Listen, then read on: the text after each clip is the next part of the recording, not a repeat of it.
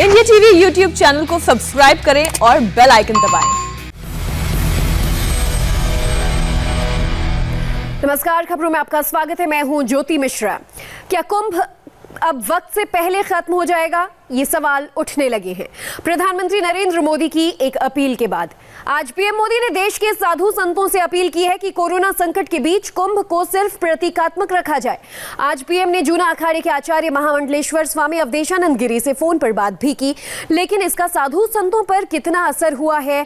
क्या अब वो कुंभ में कोरोना के बड़े खतरे को गंभीरता से समझेंगे?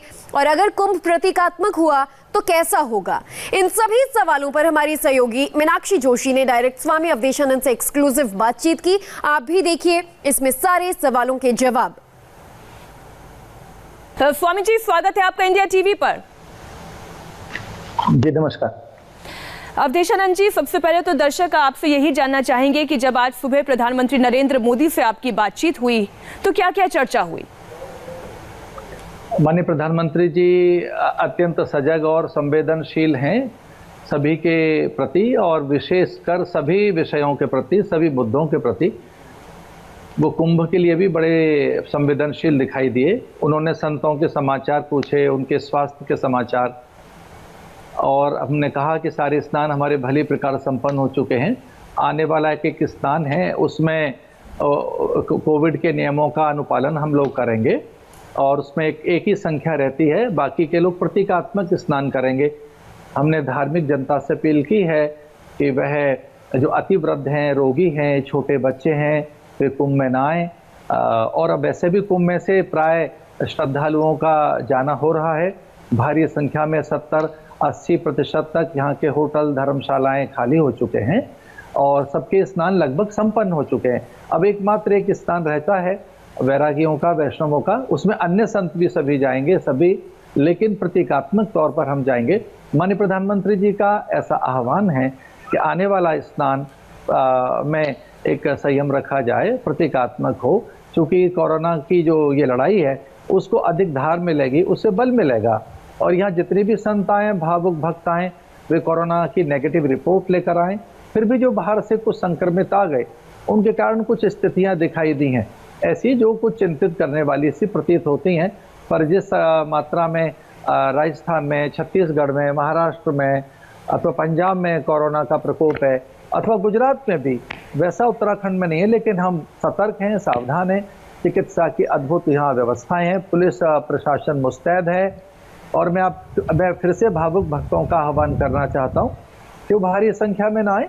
और अब जो स्नान है आके के हमारे वैरागियों का स्नान होगा, लेकिन अन्य लोग उसमें प्रतीकात्मक तौर पर भाग लेंगे।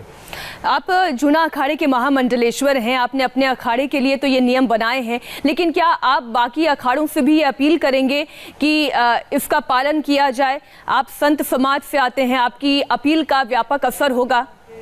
जी, वैरागियों के स्नान में अन्य अखाड़े प्रतीकात्मक तौर पर भाग लेते रहें। ये जो अंतिम स्नान होता है, इस स्नान में सभी अखाड़े पारंपरिक रूप से, सांकेतिक रूप से स्नान करते हैं, सदियों की परंपरा है। और वैसे ही बहुत सांकेतिक रूप में, प्रतीकात्मक रूप में ये स्नान होगा। हाँ, बैरागियों के स्नान के लिए सरकार भी प्रतिबद्ध है, और ये न तो कुंभ के समाप्ति की घोषणा की जा रही है, लेकिन हाँ, ये कहा जा रहा है कि संयम रखा जाए और उस तरह से सारे नियमों का निर्वहन किया जाए। और वैसा हम कर रहे हैं, उस तरह के सारे नियमों का पालन करने के लिए हम प्रतिबद्ध हैं।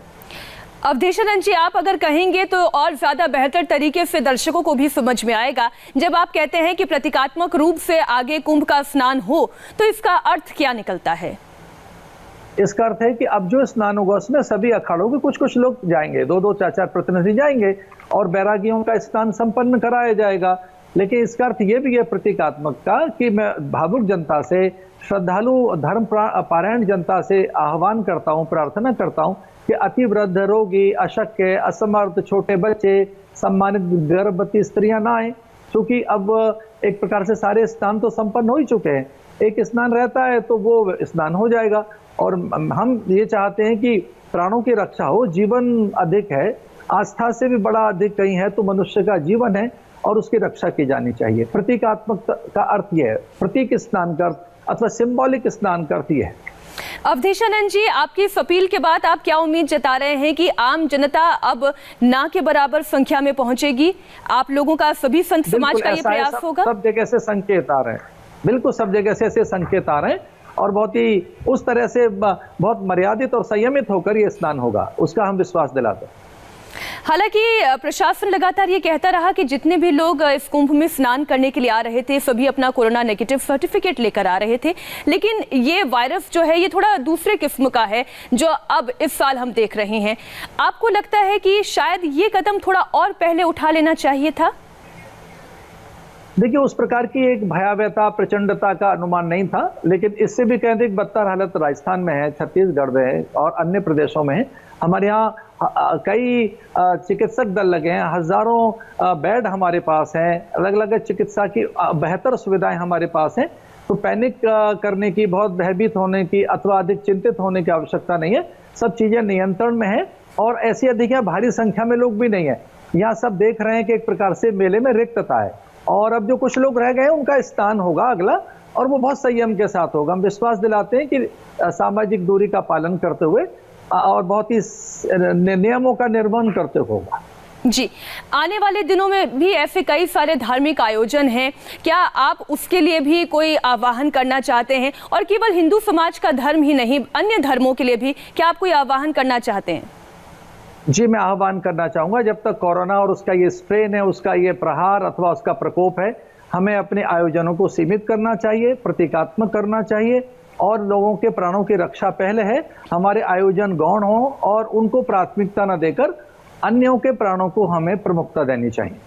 एक और सवाल हो सकता है, कुछ लोगों को लगे कि ये राजनीतिक सवाल है, हो सकता है अवधेशानंद जी आपको भी लगे, लेकिन जब आज के कोरोना के इस भीषण संक्रमण काल में आप कह रहे हैं कि कुंभ प्रतीकात्मक तौर पर हो, बच्चों के एग्जाम्स या तो निरस्त हो गए हैं या फिर उन्हें आगे बढ़ा दिया गया है, बच्चे ऑनलाइन पढ़ाई कर रहे हैं, क्या ऐसे दौर में सरकारों को, राजनेताओं को ये कदम उठाना चाहिए कि उनकी रैलियां और उनमें आने वाली भीड़ को भी अब प्रतीकात्मक ही कर देना चाहिए? रैलियों का आयोजन प्रतीकात्मक होना चाहिए। मैं आपकी बातों से बिल्कुल सहमत हूँ। रैलियां और इस प्रकार के जो बड़े आयोजन हैं वो भी सांकेतिक होने चाहिए, प्रतीकात्मक होने चाहिए। भारत की जनता, उसके प्राण, मानवीय संपदा, जैव संपदा को प्रमुखता देनी चाहिए। अन्य आयोजनों को एक प्रकार से अब प्रतीकात्मक रखा जाना चाहिए। एक और आह्वान अगर अवधेशानंद जी आप करना चाहें, क्योंकि हम ये देख रहे हैं कि तमाम नियमों का पालन करवाने के लिए प्रशासन कटिबद्ध है, जगह जगह पुलिस तैनात की जाती है, समझाया जा रहा है, इसके बावजूद कोरोना तेजी से बढ़ रहा है, लॉकडाउन और कोरोना कर्फ्यू तक काम नहीं आ रहा है, क्या करना चाहिए? देखिए, हमारा योग, आयुर्वेद, काढ़ा, औषधियाँ, एक संयमित जीवन, इसमें हमारी इम्यूनिटी को तो बड़ा करता ही है, लेकिन कितना अच्छा हो कि हम घरों में रहें, सुरक्षित रहें, मास्क पहने और सामाजिक दूरी का हम पालन करें। और अगर कोई एक ऐसा स्ट्रेन आया है, ये कोई एक उसकी आक्रामकता कोरोना की दिख रही है, तो पूरे देश में है, पूरे देश से अपील करना चाहता हूँ कि बड़े आयोजनों को सीमित करना चाहिए। इस दौरान कई लोगों का कहना यह है कि शादी और ब्याह का आयोजन जैसे बड़े इनको एक पर्व के तौर पर, क्योंकि हम जानते हैं कि भारत में इसे एक पर्व के तौर पर मनाया जाता है, ऐसे आयोजनों पर किस तरीके का अंकुश होना चाहिए? इसके अलावा अगर बात की जाए कि जगह जगह जो मजमे लगते हैं उन मजमों पर किस तरीके का अंकुश होना चाहिए, आपके विचार में क्या सही है? मैं कहना चाहूंगा कि हम स्वतः प्रेरणा लें, अपने विवेक से ऐसा हम सोचें कि हमारी राष्ट्र संपदा, जैव संपदा, मानवीय संपदा को प्रमुखता मिलनी चाहिए और अपने आयोजनों को हमें अब उस प्रकार का सीमित रूप देना चाहिए और सांकेतिक रूप देना चाहिए। अवधेशानंद जी, अभी तक आप जिन साधु संतों के संपर्क में हैं, कई लोगों के कोरोना की पुष्टि हुई है और कई लोगों की अभी भी कोरोना रिपोर्ट आनी बाकी है, उसके सिलसिले में आपके पास अगर कोई जानकारी हो तो साझा करें। देखिए, कुछ पॉजिटिव हुए थे, उनको आइसोलेट किया गया। हम लोगों ने, मैंने खुद बार अपने टेस्ट कराए और हमारे हजारों साधुओं ने कराए। हम निरंतर सामने आकर कहते रहे कि हम अपना टेस्ट करा रहे हैं। मैंने कोविड वैक्सीन दोनों ले ली हैं, पहली भी और दूसरी भी। हमारे प्राय यहाँ सारी वैक्सीनेशन हो चुकी है। लेकिन जिस तरह से साधु एक संयम का परिचय दे रहे हैं, भावुक भक्त भी, हमारे मठ मंदिरों से जिस तरह से संत महात्माओं ने अपील की है कि इस लड़ाई में हम सामाजिक दूरी का पालन करें, मास्क पहने, वो अत्यंत प्रशंसनीय है और हम प्रशासन का सहयोग कर रहे हैं, हम शासन का सहयोग कर रहे हैं। मैं फिर भी अपील करना चाहूँगा कि इस कोरोना के प्रहार से बचने के लिए हम सामाजिक दूरी का पालन करें, मास्क पहनें और अपने आयोजनों को सीमित रखें। अवधेशानंद जी, ये कई बार देखा गया है कि ऐसे कई लोग हैं जो या तो योग और आयुर्वेद का मजाक उड़ाते हैं, या कुछ लोग ऐसे हैं जो योग और आयुर्वेद को तो मानते हैं लेकिन ये जितनी भी वैक्सीन हैं, दवाइयां हैं, इनका मजाक उड़ाते हैं। आप उन दोनों ही तरीके के लोगों से क्या अपील करेंगे? इस कोरोना काल में जिस ढंग से हमारे आयुर्वेद ने और हमारे योग ने अथवा हमारी अन्य औषधियों ने, आध्यात्मिक विचार ने पूरे संसार के मनोदशा को स्वस्थ रखा है, आश्वस्त किया है, सकारात्मक अथवा विधेयक रखा है, कोई और उपाय था भी नहीं।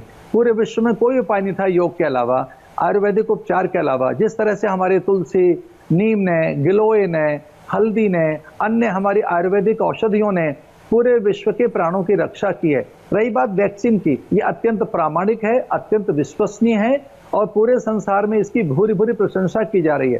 कि राजनीतिक कारणों से अगर कोई द्वेष करता है अथवा उसकी आलोचना करता है तो वो एक युग की बात है। कुछ लोग प्राय आलोचक रहे हैं प्रत्येक युग में, लेकिन मैं इस वैक्सीन के प्रति अत्यंत आश्वस्त हूं और पूरे भारत को ये कहना चाहूंगा कि इस वैक्सीन के प्रति वो आस्था रखें और यही एकमात्र उपाय है कोरोना से बचने के लिए। तो सभी वैक्सीन जरूर लें। एक आखिरी अपील अवधेशानंद जी, क्योंकि आपको ना सिर्फ संत समाज सुनता है, बाकी धर्म के गुरु सुनते हैं, बल्कि हमारे देश के राजनेता भी सुनते हैं। आप अपील करें राजनेताओं से भी कि इन रैलियों पर अंकुश लगाया जाना चाहिए या इन्हें प्रतीकात्मक तौर पर वर्चुअली किया जाना चाहिए। देखिए, अब कुछ चीजें वर्चुअली होनी चाहिए और इस तरह के बड़े आयोजन जो विशेषकर रैलियां हैं उनके प्रति भी हम लोग सतर्कता रखें। बहुत बहुत धन्यवाद अवधेशानंद गिरी जी महाराज हमारे साथ जुड़ने के लिए, इस अपील के लिए। और हम ये उम्मीद जताते हैं कि आपकी इस अपील का व्यापक असर होगा, जागरूकता आएगी। धन्यवाद। धन्यवाद।